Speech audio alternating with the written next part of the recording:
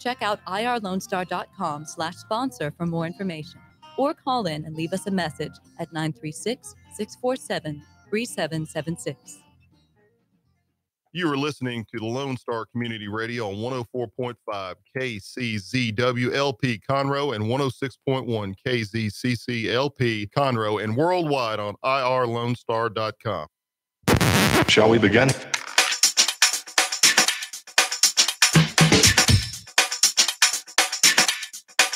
Let's begin now. Hello and welcome to the Ticket Stub. We broadcast live every Thursday at high noon on 104.5 and 106.1 from beautiful downtown Conroe, Texas. We're also live on Facebook with some new cool software, so check out there, or on YouTube. Don't forget to follow us on Twitter at @the_Ticket Stub. Shoot us a message. We might shout it out in the air. The Ticket Stub is sponsored by Movie Tavern. Movies never tasted so good, but we do have more sponsorships available. It's a great way to get the word out if you have a local business, but we're also a national show available on any podcast platform. Visit irlonestar.com for rates and stats, or drop us a line at 936-647-3776. Also, don't forget to leave us a 5-star review on any of those platforms. I'm Chris Appel. Connor is out today, but we have Dick and we have the Burris is back, co-hosting again this week. How's it going? Good. Good. I mean, is he a co-host? He's going to be here for the full hour. That's co-hosting, right? That's true. You're going to have a guest for the full hour. Welcome back. It's good to see you. Good to see you. Cool. Dick, how's it been going? Been good. Messing with the software. It's fun. How's it working out? We looking good so far? Yeah. It's just graphic overlays and everything. We're gonna work on multiple camera angles next show. Oh, we just got one camera? Yeah. Okay. But we got graphics, so that's good. We got graphics. Okay, awesome. And when we go to break, we can actually not be on camera. That's even better. Which is nice for you, because you don't want to know what Chris does. Right. Well, they've all seen. I'm sure they've seen. We got a lot to get to today. We've got movie news. We're going to rewind some of the movies that we watched last week, and we're going to play another rousing game of Stump the Burris. It'll be me versus Dick trying to stump Justin Burris this week. So go to our Facebook Live to watch that, or our Twitter at @the_Ticket Stub to interact with us throughout the show. And towards the end, we've got our grand ticket giveaway. So, exciting show. Going to fill the full hour. I did no reviewing of anything. Yeah. This time. Normally I look at the box office numbers, but I did not look at anything this time. So. Oh, you didn't? Did not. It's been a few days since I looked at the box office. Okay, because I got some older ones. Okay. About like 95, 96. What if y'all both get 0 points though? Well, then you beat us. Yeah. I'm sorry. What if y'all both get the same amount of points? 5 points, I'm sorry. Then we still beat you. Y'all just both beat me? Yeah. Okay. It may happen. Easy. It might happen. All right, movie news. Interesting box office weekend this past week. We had Mamma Mia come out. We had Equalizer 2. But I think the big surprise was that Equalizer 2 beat Mamma Mia 2 in the box office. But since we're the Birds here, I got a question for you. When Mamma Mia came out, the first one, do you know when the money was made? Was it the opening weekend, or was it? It was the whole run. The whole run. Yeah, because that's why I feel like it's one of those movies. That's the movie I'm reviewing. Next week is Mamma Mia 2 because I lost the game. So today I'm doing Mamma Mia. And that's what had me thinking was the movie's not great, but I can totally see somebody seeing it on opening weekend, like calling all their friends saying, we need to go see this movie together. It's a lot of fun. Yeah. It was, it's a female driven film. So female driven films, like Fridays are heavy. So, and people buy tickets in advance for those kind of movies. So, the opening weekend's always front loaded. So like, it doesn't look, but they'll stick around for a long time. Yeah. Especially musicals. Yeah, so for some reason they stick around for a long time. What was it? Was it The Greatest Showman? Greatest Showman had like some of the best like box office like staying power ever. Like I think it was still in theaters in the UK. I think it might still be in theaters. It's still in a few theaters in America, and it came out before Christmas. So. Isn't that crazy? Yep. How's that not crazy to anybody else? It was considered a disappointment opening weekend. Like it was written off as a disappointment. Now it's a huge success. Yeah. So it's so. So that was just word of mouth. Word of mouth, and it's a feel good movie. I mean, it's just word of mouth. Yeah. And the awards too, probably the nominations. It did, yes, a little bit. I'm not sure if that affects it that much because the reviews were like about half and half on that one. So I'm not sure. I think it was the music and stuff, but I mean, it's a word of mouth movie. I'm not sure if it's like an Oscar type movie. I wouldn't surprise me that Mamma Mia 2 will be #1 next weekend. There's no way. Mission Impossible. No, There's no yeah, way. yeah. There's no way. Next week. It wasn't even number one this weekend. So. Well, I'm just saying, I wouldn't doubt it. Don't doubt the power of ABBA. Yeah, but Tom Cruise is opening the movie this week. Yeah, he also opened up The Mummy, and that movie did really good. Yeah, but this is Mission Impossible 6. That would be hilarious if Mamma Mia did beat Mission Impossible. Hey, but we got Teen Titans Go as well. That's a wild card. It could go either way in that Yeah. one. Why It do really you think could. they decided to make that movie? I'm still I trying have to no figure out. I think there's idea. like a contract obligation. There's no way it's for money because they're not like. Those movies don't cost that much. I mean, that's a TV show essentially that's Yeah, run but- for so much. You know, Is that what you think it is? Like, okay, here's the formula, guys. If we have a cartoon that's run for 7 years, we got to make a movie. You're gonna like and make sure the cost is under 10 million. I think a movie that costs 20 million and it's expected to make over 100 million worldwide, not alone like on VHS, on DVD and Blu-ray and stuff. Yeah. I mean, You're talking about Teen Titans Go? Yeah, Teen It's Titans Go, yeah. 100 million. I think worldwide it'll make over 100 million, I believe. Yeah, and the Wow. budget it can't be more than 20. Like it can't be more than that. So And this summer season has been really light on kids films. I mean, do you think that they just try to slide that in there just to make maybe I mean a piece of the the action? very end of it. I mean, we do have Christopher Robin. That's like it's not like a young kids movie. So like these kids movies will hold all the way until like Labor Day weekend. So it's possible, but That's crazy. So- I just don't think I mean, I know comic book stuff has a good. and it's getting really good reviews too. So it's actually the best reviewed DC film like the last 10 years. So that's something. So. Well, let's not steal Denzel's thunder here. Okay, sorry. So Equalizer 2 made 35.8 million and Mamma Mia 2 was 34.3. So it beat it by $1 million. Are you a Denzi boy? a Denzi boy? Yeah, That doesn't sound right. That sounds like something else. it's your Denzel Washington. Denzi boy. No, I like you're Denzel. Yeah. You're a Denzi boy. Have y'all ever seen The Equalizer? The first one? Yeah. It's a good movie, but I'm not sure if everybody wanted a sequel to it. This is actually a big surprise. The first one opened like 30 million, I believe. Isn't this his first sequel too?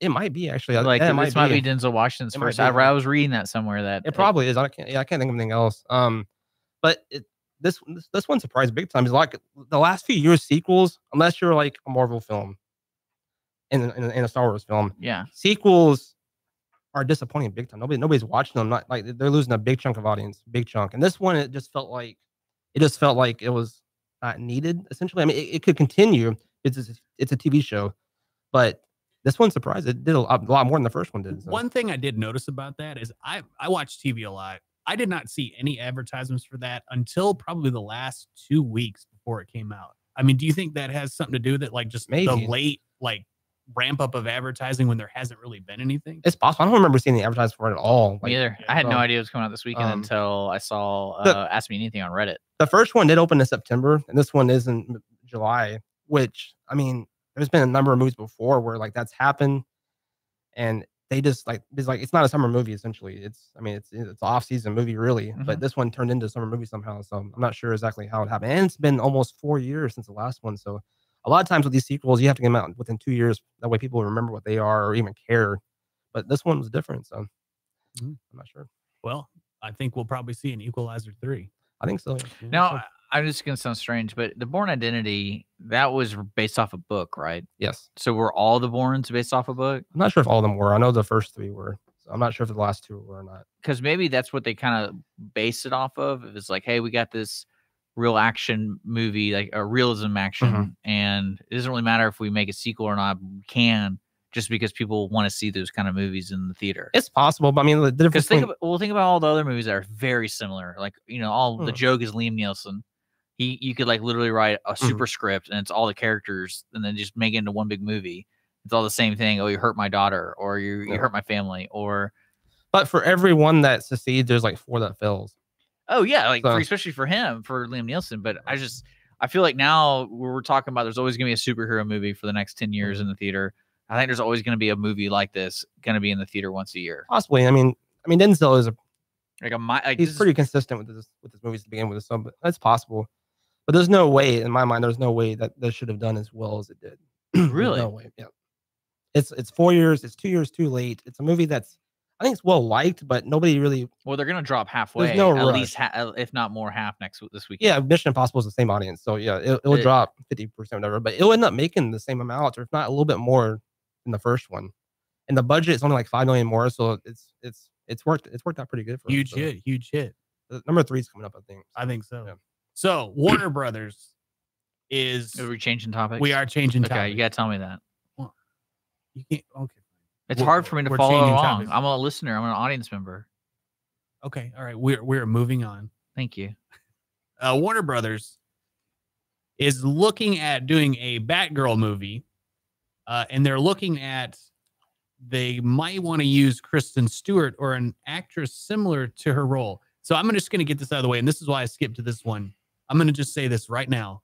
No, 1,000 times no. I don't know what they are doing. Whoever is in charge of this DC universe has got to go. They have got to get a new person. You cannot do this. Are you talking about with Kristen Stewart this or with the movie itself? Either one. I agree with the actors. And Wait a I'm second. not sure about wait a second. So the actress thing, I agree. You're saying that you don't think they should make a movie based off like a Kristen Stewart like character? Absolutely not. Isn't that what like Jessica? I guess not. Jessica Jones isn't really kind of. I'm not a Kristen Stewart hater either by any means, but I don't think she in Batgirl. She's right below Josh Gad.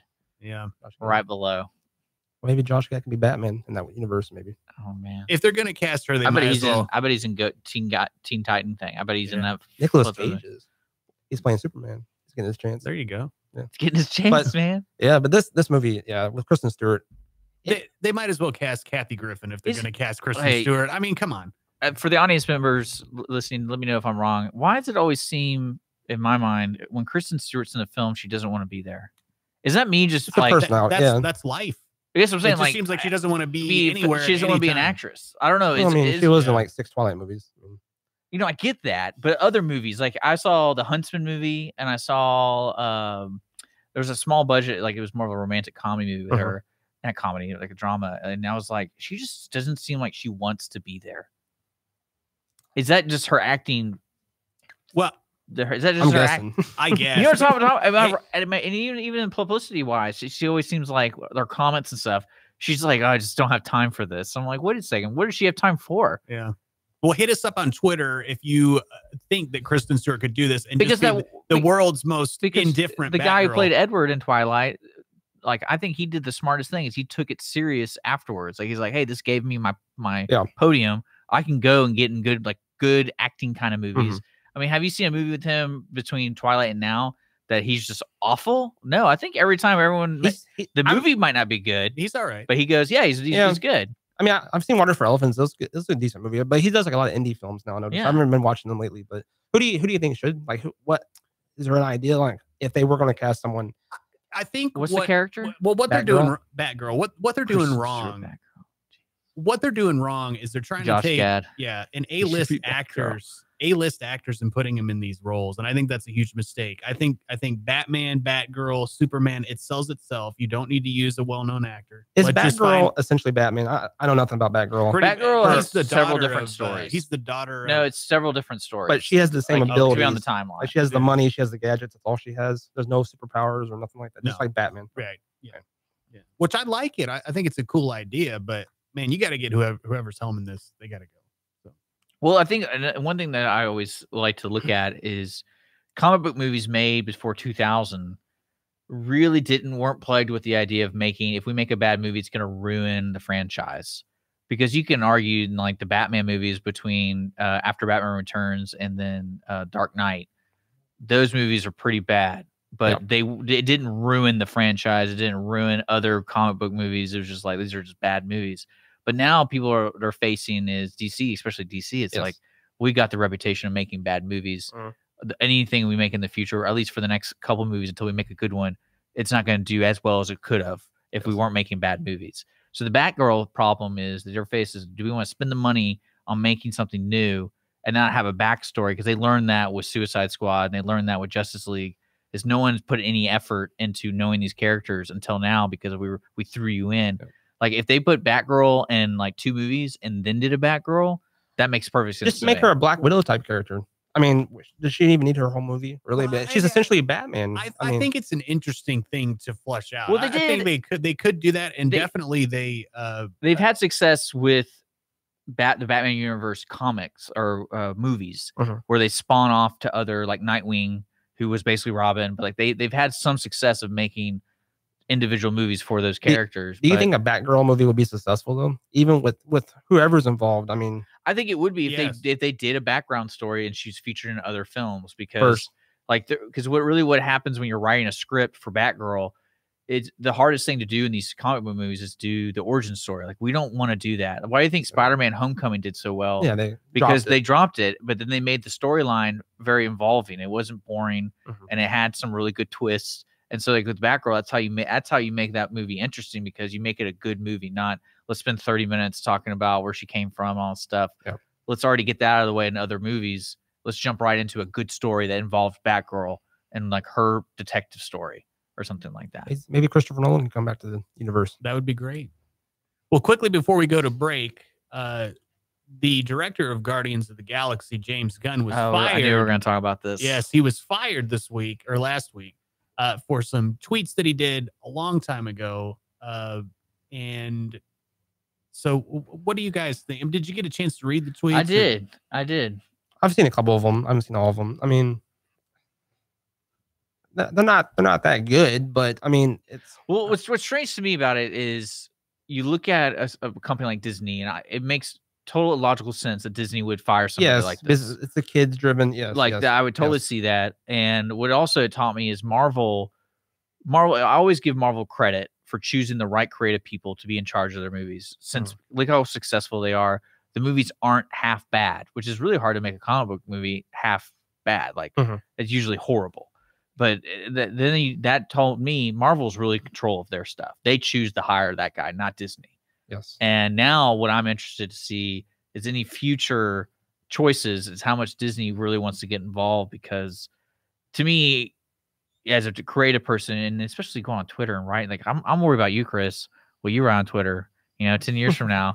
Like I know it's like out of context because it's 10 years ago, but if you're at that high profile of a person, you're making successful movies and you're working for Disney, it's a no-brainer that you delete those immediately. Or but not even have. Were they taken down? I mean, how were they brought up to begin with? Once you put something on the internet, it's up there. Oh, that's true. I think they were up. I think a couple of them were up. I don't know how Disney didn't see this. That's what I'm saying. Like the dude. Well, I think because they let Marvel do whatever they wanted. Like they were kind of hands off. Marvel's got a good product. Let them handle it at their house.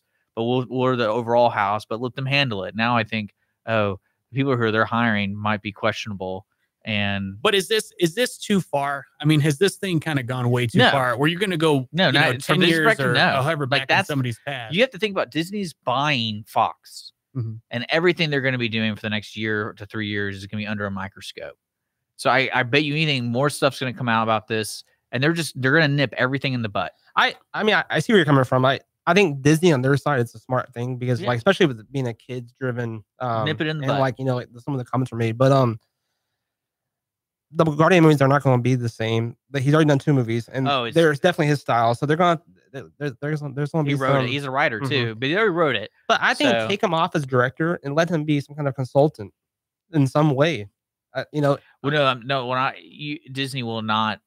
Disney won't nothing to do with them now. Disney has to do that, and but you're saying like setting up an example. How does this work in Hollywood, and how people are in charge? I think really, if you're a company or if you're a big time producer, you're looking at the overall risk, because why would I want to risk hiring this person? Well, I have another theory about what happened. I think he was probably in some kind of contract negotiations for the third one that they really just couldn't agree on, or he was demanding some kind of high sum of money and they just let him go. And this was the reason that they cited. I think he signed on. I think there's a pre-picture. He already wrote it. The script's already done, so the contract's already done. Well, I mean, we don't know that for sure, but I know how business tactics work sometimes, and this seems like something that could be. That's what I'm saying. That's why they nipped it, because that's one conversation I was having off from the show was, you think if these industry people would have more confidence in their employees, where they basically say, like, for example, the Chris Hardwick thing, not necessarily a movie type theme, but he was, the story with him. Yeah. He got immediately let go or suspended immediately, which is the smart thing to do as a company, because they're saying, hey, we're going to let an investigation happen. We're going to take him off the air for right now, but we'll bring him back if whatever. That's the smart way to handle it. That's not what they said, though. Originally. Oh, no. He was just done, and then they did their investigation. I don't think that's fair. But I'm saying, like, you're working for an employee now who doesn't trust you. Of course, that's going to ruin, that relationship. Do you think there's a chance? I don't think there is personally, but do you think there's a chance he could come back with all this petition going on and stuff? It's getting pretty high up there on the numbers and stuff. No. Big names. No, I think so. But I do. I think so. You're dealing with Disney. If it was some other company that wasn't family oriented, because that's always going to come back and haunt you, because those tweets are really like, again, who in their right mind would put that out in the public? No, He's not a comedian. If you're a comedian, like, and that's why the duality, and I argue on the political side, because a lot of people forgot Roseanne Barr is a comedian. Like that's where she started. That's how she's known in the inner circle of the comedians as a comedian. So when she says something so obscure and hateful or whatever, you're kind of like, you can't get mad at a comedian most of the time, right? Is that kind of the rule? Because he's a comedian. It used to be. Do you think do I think she was pretending to be on her stage with the mic and making a joke about that particular person?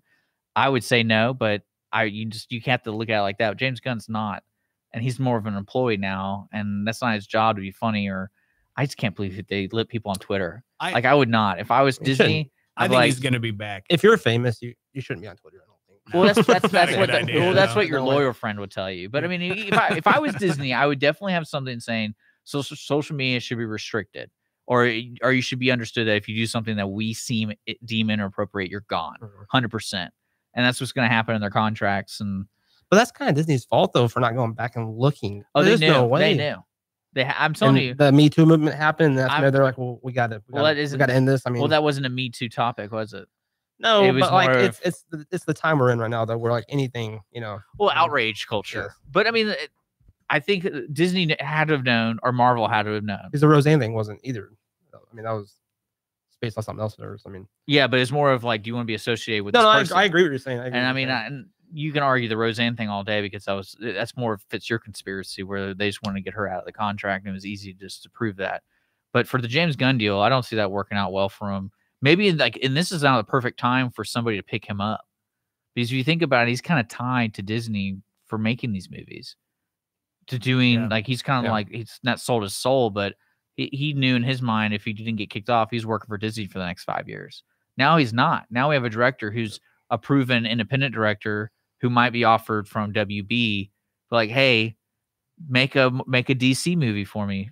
How about that? I mean, or if I was Sony and I still own Venom, from a paycheck standpoint, I think Disney's the best person to be with. But. But I'm saying it gives him an opportunity to do something else. No, I'm understanding. Yeah, he's not tied down. Yeah, because I think that's the worst thing about the comic book. But I'm sure, like, because he wrote these movies, I'm sure he wanted to. I mean, I'm getting taken away from the last part of your trilogy.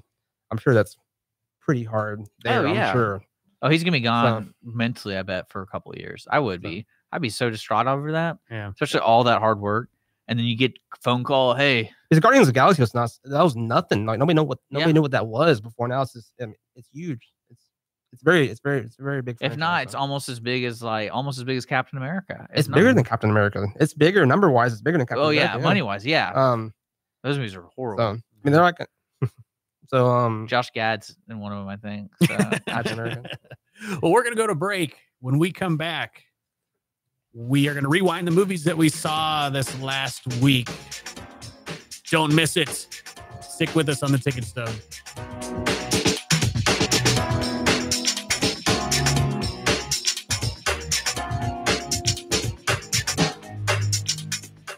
A Lone Star Community Radio is looking for those who are interested in hosting their own talk show, with monthly and weekly slots available on Conroe's FM 104.5, 106.1, and on irlonestar.com. Start your own podcast, create your first YouTube channel, and be on TV. Contact Lone Star Community Radio online at irlonestar.com or call the station message line at 936-647-3776 to take your first step into the radio world.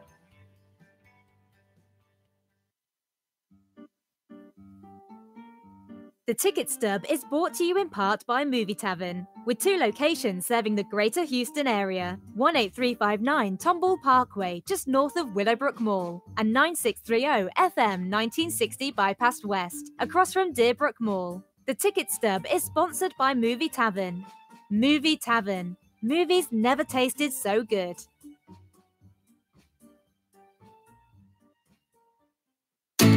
Statistics show that 1 out of every 6 Texans struggles with food insecurity and hunger.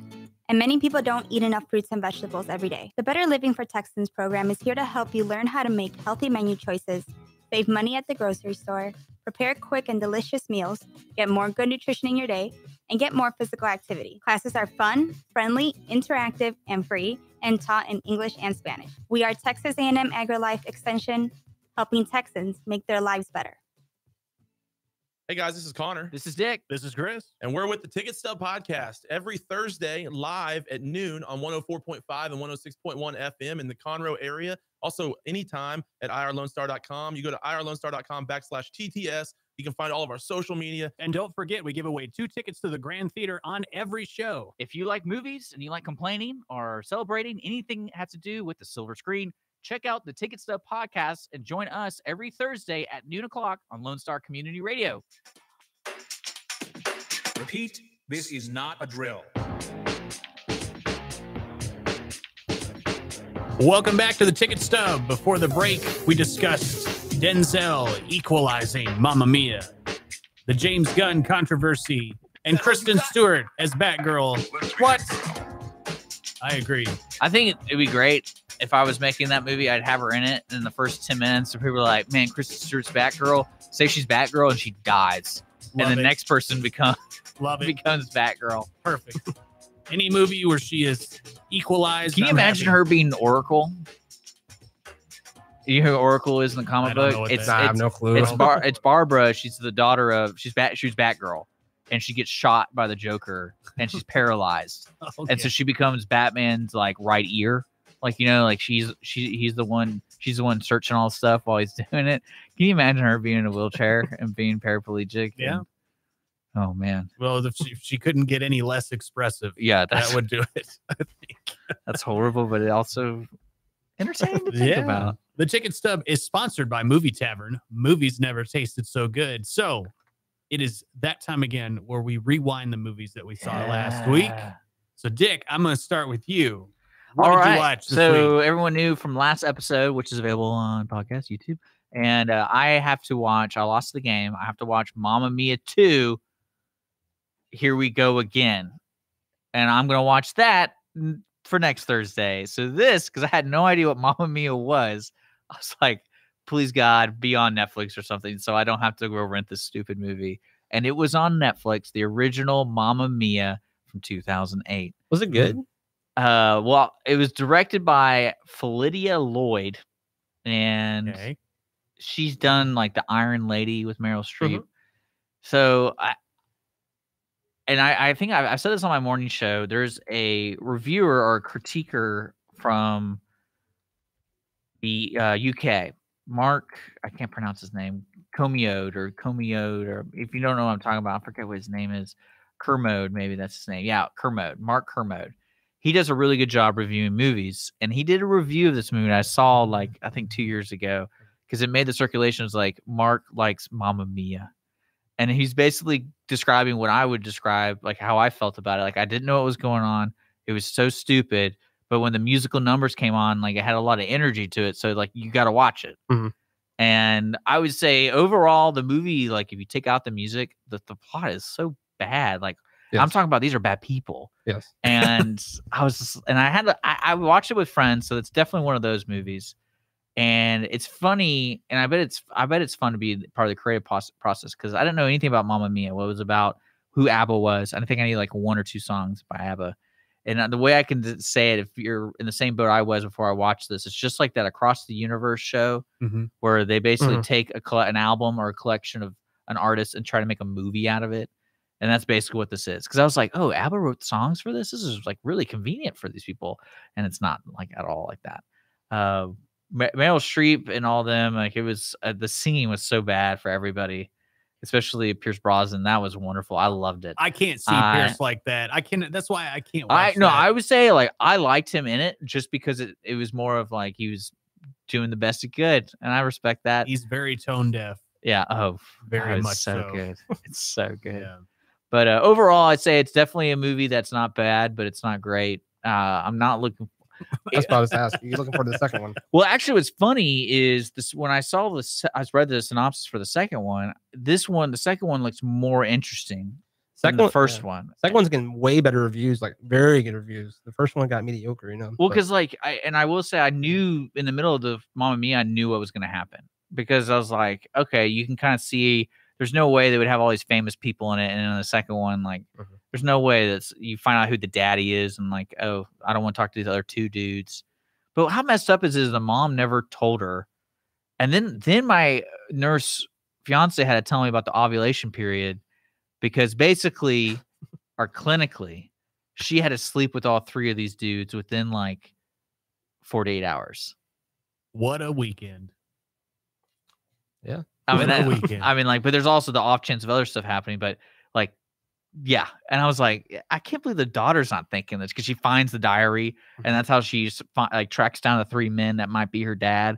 So she uses the diary and I'm like, I feel like it's really weird to read that about my mom and like especially being a woman, knowing how my body works. Like, so she had to be with three. Yes. Yes. But and that's why I'm interested in this movie. The second one, I go, how are they going to portray this? But is the fault on her for I'm not being saying with three guys, or is it on those three guys for getting with someone so quickly? No, I don't think there's a fault anywhere. I'm just saying it's an interesting plot. Like, that's an interesting plot to me. How are you going to show three dudes being physical with a woman without making it look bad? Yes. Does that make sense? You know, it could have all been at the same time. Unless there's some ABBA in between and they're singing and like that represents them doing it.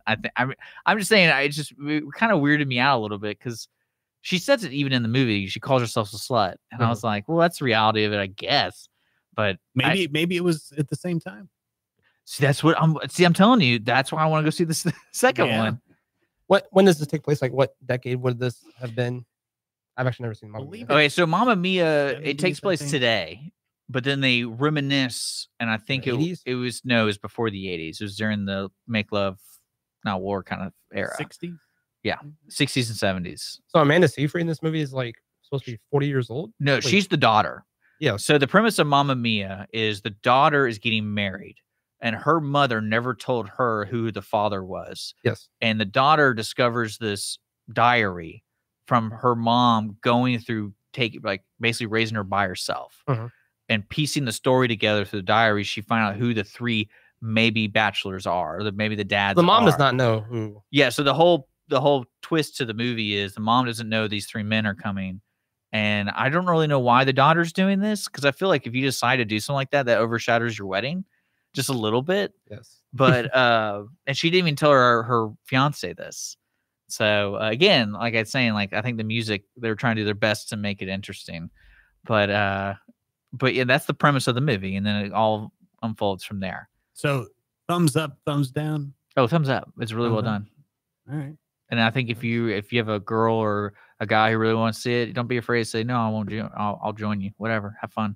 It's a fun. Good. Yeah. It's a fun movie. I would say that it's a fun movie, and definitely made me interested in ABBA. I was like, oh, I'm gonna check them out now. You download the album and stuff? Yeah, not the Mamma Mia album. I'm not using them. Those people are like, it really freaks you out because if you start listening to it, you're like, okay, that's really them singing. That's not very good. Yeah.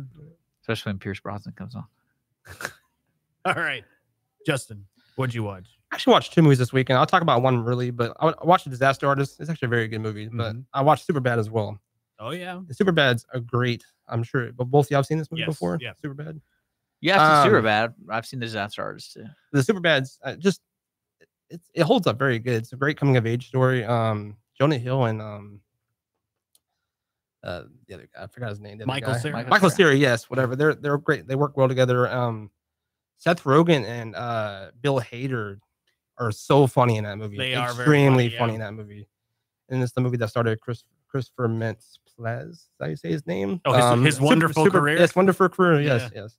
But it holds up very well. I've seen it a few times over the years. It's just as funny as the first time you see it. So, do you think that movie? It's one of the best teen yeah, like I would say the writers, that Green character and Rogan, they wrote that movie. Yes, they really. Like, I would say watch that movie. They really touched the spirit of that age group at that time. Of course, yes, yes. And like the little things, like I would say, even the intro when he's picking up his buddy. That whole thing, that whole exchange of dialogue and the mom, like I could totally see that happening in my life, even though it sounds horrible, but like that's what grabbed me to that movie. And that's why probably men like that movie a lot more than women. But yeah, like that's it also started Emma Stone's career too. She's the love interest of Jonah Hill. That's like her first movie. Yes. Forgot about that. Yeah, I think Easy A came after that. Yeah, a few years later. I think yes. that was her next movie she was in, and then that. And now it's. I mean, she's done. Now she's an Oscar winner. She Yeah, won an La Oscar? La Land. Yeah. That movie sucked. La La Land. Yeah. No. That movie sucked. Great. I just didn't care. I wanted someone like Mamma Mia better than La La Land. Well, Mamma Mia I liked Mamma Mia because you knew you're in a fantasy world. They're literally dancing and talking to each other, and it was going somewhere else. This movie, I was like, I wanted someone to die so I can understand their sadness. I didn't really get why they were sad. You didn't think so? I mean, there's some sad parts in it. Yes, I mean, it's life, I guess. I don't know. Life's sad sometimes. So. Yeah, especially when you're trying to make it in Hollywood, so, which they both are in some ways. So. But no, Superbad's really it held up really good. So who directed that? Did y'all know offhand? That's one play. He did the movie Adventureland, and he also did Also, he's a Kristen Stewart alumnus. Yes, Oh, yes, okay. he is. And he also did the movie Paul. Greg Mottola. Yes. Oh, the Alien movie? I believe he did Paul. Yes. Oh, that's a great movie. I believe he did. Yeah, he did Paul, The Day Trippers, Keeping Up with the Joneses. Oh, I like that too. And I noticed Superbad. that. Superbad was great. So. It's great. Well, hopefully he's got something else coming down the pipe because that was some good stuff. Maybe. He's got anything in production? I'm checking him out now. Jeez. Why? You got the computer. That's maybe true. Superbad too. I don't think I'm gonna deal with that. No, his last movie, he just did Keeping Up with the Joneses or something in production for directing. Wow. So he didn't die, did he? No. Nope. But he's probably producing stuff and doing other things. I mean, I don't know. I don't care. So what about you? Did you watch a movie? Are you trying to delay because you didn't watch a movie? I did watch a movie. I watched Get Smart. Are you talking about the Steve 2000? Carell. Yeah, okay. The 2008 PG-13 hour and 50 minutes action adventure comedy. Was this Anne Hathaway's Yes, it like was. middle of her career? No, Or was I would this- say beginning when she started becoming like a bigger name. I mean, Princess Diaries is like it's the beginning. Yeah. I actually had this conversation with Holly, my fiance, about the Princess Diaries. And I was like, it's so weird to see her today and in this movie. And like, how do you know? Like, I just don't know how you can tell she's a good actress. I think her changing was like her changing of the careers with her small part in Brokeback Mountain, where she played one of the love interests to she played the wife, and she got serious in that role, and then from there on. Well, she also got naked too, so that helped. See, I don't like serious Anne Hathaway. I think she's really funny. Love and Other Drugs too. Yeah. It's a good movie, so. Yeah, we've all Well, looked it up. she was a good Selena Kyle. Yes, she was. Yeah. Dark So, Knight Rises. Much respect for that. Mm-hmm. It's pretty good. I can't be asked. I totally forgot now. I saw Brokeback Mountain one time, but it's weird. It's a good movie. So It is like I would say it's a great movie. Yeah. I was like, there's little things in it that just always remind me of how wild it is. Yeah, and imagine. What's your favorite part in the movie? I can tell you there's a couple. There's a couple of favorite parts. Because we won't be. I'll get in It's trouble. got your boy Randy Quaid in it. He's in Randy it, Quaid's so. in it. That's like one of his last American movies. I That think, was wasn't his it? last big movie, I think, that he was in before he went crazy. He's the guy that hired them. So. Yeah. I think he's making a What you comeback. boys though. are doing. Yeah. Yeah. If anybody, if you want anybody to walk in on you, Randy Quaid, that's the the sad guy. thing about that, and similar to what I was saying about Superbad, is like whoever wrote it really got the spirit of what these two dudes were going through, and they actually gave a lot of depth to it. But the horrible thing about that movie is it's so easy to parody. There's too many scenes in that movie where like it's like a golden opportunity to do parody of it. I believe Scary Movie 4 took advantage of that situation. I believe there's a couple of Brokeback Mountain scenes with Anthony Anderson and Hart, I believe. Yeah. If I remember correctly. So yes. Yeah. But anyway, I love this movie. It's great. Steve Carell, Anne Hathaway, I think how we connected that. Dwayne Alan Johnson. That's one of Arkin. his first movies. Dwayne Johnson. The Rock. The Yes. Rock, If yes. you don't know who Dwayne Johnson is, The Rock is also in it. Really good movie. Really funny. It's really underrated, I think, as the comedy. I really enjoyed. I'm the whole surprised they thing. didn't do a sequel to that because that was a big hit. Yeah. I mean, that's like a Born Identity. I mean, And I know it's that a comedy, and that but made how much opening? Opening weekend is like 38, I believe, but There you go. 130-ish, I believe, total. I mean, that's a big hit. I don't know why they didn't Yeah. do another movie or another 2 movies with that. Well, I'm going to give it a Crazy. thumbs up. But when we're going to go to break, but when we come back, we're going to play a game of Stump the Burris. You just got a little taste of it right there, where he got a random movie I just threw out there. Get Smart, the opening weekend gross. So, and he says he hasn't rehearsed, but we'll see. I have not, no. Stick with us on the Ticket Stub.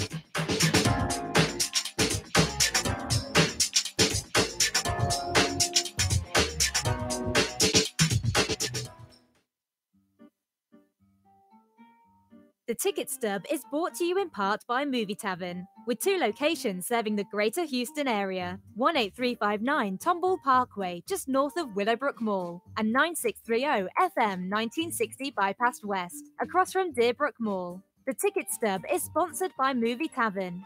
Movie Tavern. Movies never tasted so good.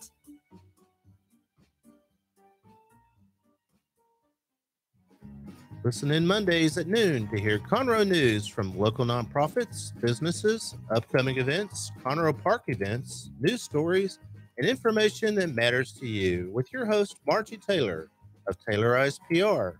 For more information about being a guest, visit irlonestar.com/Conroe Culture. Does your company have needs that can be met by an employee who is dependable, hardworking, enthusiastic, motivated, cooperative, respectful, and punctual? Conroe Independent School District Special Education Department can meet your needs by connecting you with potential employees that have been preparing for a lifetime of employment. We have numerous individuals seeking paid and unpaid work experiences. If your company is interested in seeing how we can meet your business needs, call Conroe ISD Special Education Department to find the best employees for you at 936-709-7671. Don't miss Lone Star Community Radio on TV and YouTube. Our talk show and music shows are featured on Our City TV, Suddenlink Channel 12, and have their own YouTube channel. Make sure to subscribe to keep up with posted shows and comment on them below the video. Hispanic Chamber Connections with Dr. Carlos Sanchez, President of the Woodlands Conroe Hispanic Chamber of Commerce, featuring event announcements, member highlights, and more. Tuesdays at 1 p.m., broadcasting from the heart of Conroe, Texas on irlonestar.com and Conroe's FM 104.5, 106.1. Repeat, this is not a drill.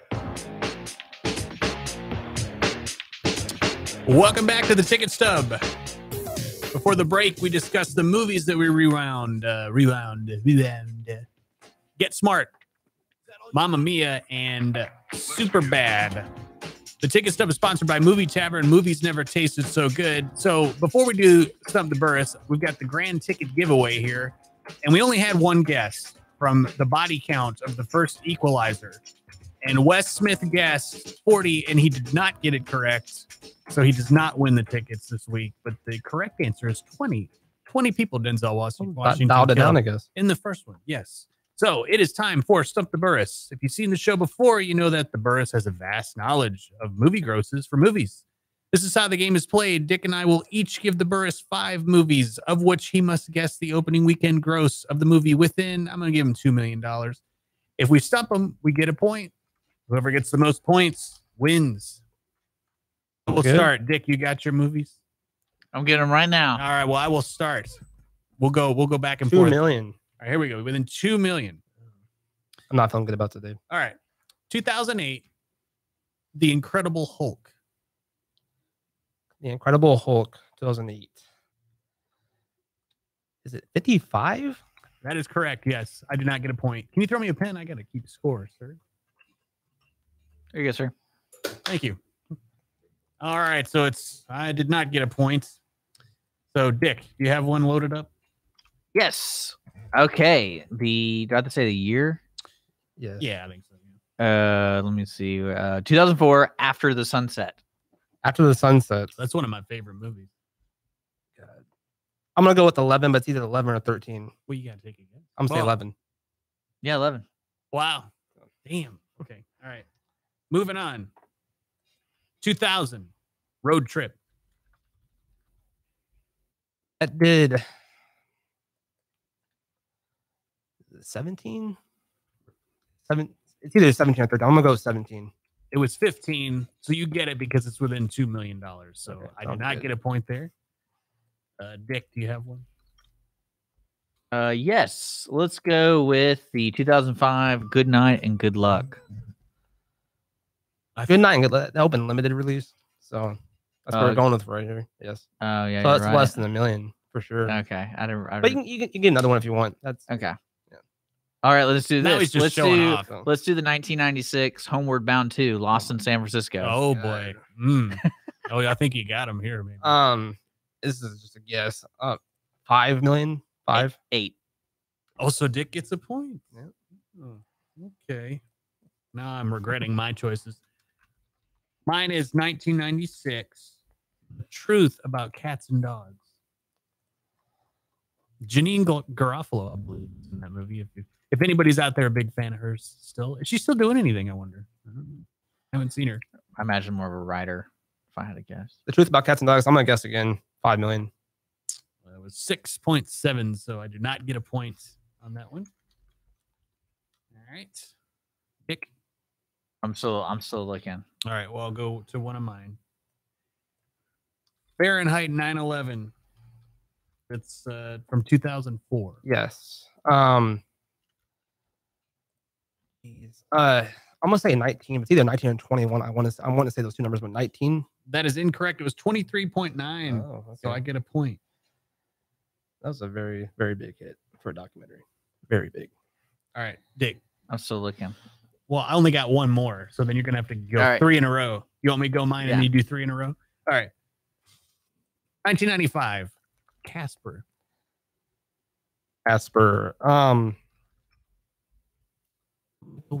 These older movies are throwing me off a little bit. I'm gonna go with 12. 12. That is incorrect. It is. It's 16.8. Okay. All right. I'm ahead. You changed that 2 to 5 million. 2 to 1. Okay. As soon as Dick has got his ready to go. All right. You ready? From the 1991. 1991. Bill and Ted's Bogus Journey. I thought we were doing. I'm just changing the rules. Oh, he's changing the rules. So that's unfair. Oh my. This is gonna be very impressive. So far, I'm gonna missed say 3. 6. I know what the movie is. It's 10. 10. Yeah. Damn. If we would only kept that 5 So million, Dick cheating gets another point, so we're tied. Okay. And then the what year? 1995. Okay. The Big Green. I don't even know what that is. Soccer movie. Oh. Soccer movie, right? Yeah. Soccer movie. It's one of those like little rascal type things. They should remake that. That's what they should do. I'm gonna say 6. It made 4. So he got that. Yeah. So within 2 million. So we're still tied. So you have one more. All right. So if you get this. Total Recall from 2012. 25. Yeah. Right on it. 25. You are tied. So we tied. So there you go. And then yeah. So we can't do a tiebreaker because it requires computers that I don't have. I have a phone. Okay, we're tied. It's fine. We didn't. He stumped us. So by default, he beat us. He did. I did. Yeah. Yes. So congratulations. Thank you. Yeah. Congratulations. It's not as good of his performance as we've seen in the past, but still pretty good. Since we got you here, I want to ask you some questions about. You're pretty good on the spot about remembering box office numbers. Do you see a pattern, and do you use that for, like, say, for example, could you say how much money that will Mission Impossible make? But then, of course, yes. So so you're saying opening weekend, give or take, what's a good buffer for you? For Mission 5 Impossible million? to be successful? Or you're talking about how much? Yeah, how much money off? do you think it's gonna make this weekend? I think it's going to do probably about 60 or 65, I believe. But the range I can honestly see between 50 and 70. So Yeah. that makes sense. But I'm going to say 60, 65 is what I'm going to say. So. Okay. Yeah, because it's got great publicity. It's there's no negative. It's getting great reviews. There's like, no extremely. It's yeah. like the best reviews of the movies or the series. So. Because doesn't J.J. Abrams direct this one? No, Who it's directed this Christopher one? McQuarrie. He's in the last two. Yes. J.J. Abrams, I believe, is still producer. I believe so. Yeah. Was I reading this right? Like Tom Cruise was actually flying the helicopter at Yes, some point. yes, he does most of it. Yes. Yeah, he is flying it by himself, which I did not realize that until the other day. This is a movie where he broke his ankle. Mhm. So the budget was originally 180 million, and there was just an article released. Now I believe insurance is going to cover a lot of this, but the budget because of the broken ankle ballooned to over 250 million. Wow. Hold on, say that again. What was the jump? Originally 180. Damn, and then Superman 250. Returns. So. Superman Returns. Because it throws off everybody's schedule and stuff. I mean, it throws off a lot of stuff. But 70 million, that does seem like a lot of money. So Yeah, well, I think that's a problem when you have such big actors in it. no, Because you're looking at it. Because look at the issue. Was it this movie that caused the mustache issue? And this was this was so yeah, this is the movie that caused Henry the most expensive mustache in history. Yeah. Which they should just let him have a mustache. It says trying to have a little joke, say I'm trying something different. Yeah. Maybe. Justice League, it should have been pushed back. The Warner Brothers executives wanted to get a bonus in. That's why it was released in November. In reality, it should have been pushed back 6 months. In reality, because there was a few things they did some reshoots on some scenes and stuff like that, and they just wanted to get it out by the end of the year. So. Sorry, Aquaman's gonna suck too. I don't know. Aquaman looks good. It looks good. Aquaman looks really good. So, and James Wan's directing it. So he's normally a horror guy. Like he did the Conjuring and Insidious movies and stuff like that. Yeah. He did Fast and the Furious 7, which was good. But he's been pretty good on the directing chairs. I mean, it's a standalone movie too. So what do you see being the standout in Aquaman? In this whole this year, do you see any movies that you saw that as like performance wise? Yeah. The rest of the year, Halloween. Because like last year to me it was Jumanji. Yes, well, like Jumanji is Sony's highest grossing picture domestically ever. Like that's insane to me to think about that. And I know they wanted a Skyscraper to maybe have that same magic. That was a dud. Yeah. The rest of the highlights, Halloween, I think it's going to do like a mini It. So like, for a movie grossing over $100 million, not opening weekend, but total for a movie that costs probably 15 probably is great. And for a franchise that's been around for years and years. I think Christopher Robin could do pretty good. I'm really excited about that movie. I'm not going to lie, that movie confused me because I'm pretty sure there's another Christopher Robin movie coming out. There's one that came out, Goodbye Christopher Robin, a few within the last year. Okay, so that already came out. That was a very small movie. Margot Robbie was in it. Yeah. That's actually Gleason's son. Do you think that could actually hurt this film of people being confused? It hurt me. I don't think so. I honestly thought they're both. I was like, I thought this movie was supposed to be a serious movie. Nobody saw that movie. So I honestly think most people did not even know what that movie is. Honestly. So this movie coming out, if I understand it, Christopher Robin is Pooh and the gang are real. Yes. So he's a grown man. Like he's having family trouble with his job and stuff, but they come out to help him. Everyone can see him. Everyone can see Pooh. I believe so. Yes. Okay. Because when I saw the trailer, I go, wait a second. I thought this was supposed to be like the creative mind because they kind of did that in the other one where he imagined Pooh to help him through writing the story and stuff. But it was supposed to be based off a true story of him writing Winnie the Pooh and Christopher Robin. I was like, so what the hell's going on in this movie? Because people can see it. Mm-hmm. People can see Pooh. Mary Poppins is another one that could possibly at Christmas time. I mean, it's a musical and everybody loves Mary Poppins for the most part. I mean, so that could be. And then in December, Aquaman, honestly, will make bank. I think it's Wonder Woman did over 400 million. And that's in this, this not so good universe built right now. She can act though. Well, I would say she has the same acting ability as Jason Momoa. But I also I think that had also the culture push to it too. When the women and stuff like like I think which nothing wrong with that. Like I would capitalize on as much as possible. The Aquaman thing, the issue with me is it's Aquaman's never been a forefront character in any comic really because you're limited to the water. So if they have some type of weird way that he could be a superhero on land, that would be interesting to see. Because, in the Justice League, he was a superhero on land. Yeah, but he didn't really do anything great besides punch a couple people, and he couldn't fly. He couldn't do. I mean, he literally had to be helped every single time. Yeah, I guess it would be lifted up. Yeah. He had to be, and that's why I'm always interested to see what they're, and especially in a movie that takes place in water. I bet that was a real fun thing to shoot. Yeah, and especially for the CGI folks. What do you think about the First Man, the movie First Man about I lost the name of the astronaut. Neil Armstrong. Yeah, Neil Armstrong. Yes, that looks pretty good. It's from the director of La La Land and Whiplash. Whiplash is a great movie. Yeah, La La Land, in my opinion, is a great movie. This is next. I like anything to do with NASA. Ryan Gosling's in it. Space program. He's pretty good. I mean, what do you like? I mean, I like him a lot. So. Yeah, I think what's hard for me to watch movies like that, especially any type of drama, is like, why do I want to watch this movie? Mm-hmm. And so, and it's similar to like the Mr. Rogers documentary. Like I heard great things. My fiance wanted to see it. I go, but what are they going to tell me that's different? Supposedly that's really good. Then what? See it? No, but I was like, I'm talking about watching. Like, what is it going to do that's different? Like, what is this space movie going to do different than what I've seen? Yeah, I mean, it's well, we're talking about like surprises. It's positioned as when The Martian was a few years back, and The Martian was a big hit. So October is a big month for space adult movies. Dramas or like sci-fi. Like Interstellar came out early November, so that time of year is actually really good for it. So, and then you have Venom coming out. So that's a wild card. I think it's gonna open big and then fizzle out. I believe but I'm not sure if it's gonna be good or not. Honestly don't know. I want to see it, but I'm not sure what's going to do. Well, it sucks because we got to go. Yep.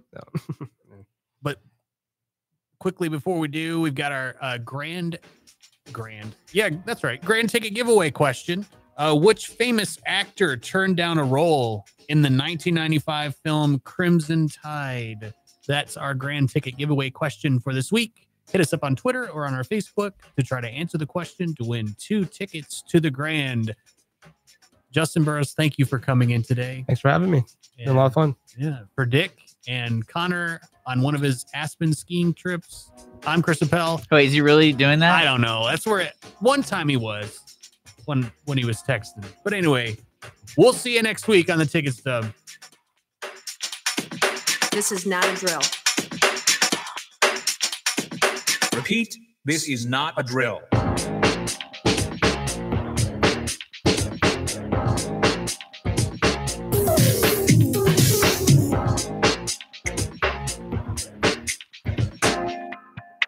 Is that all you got?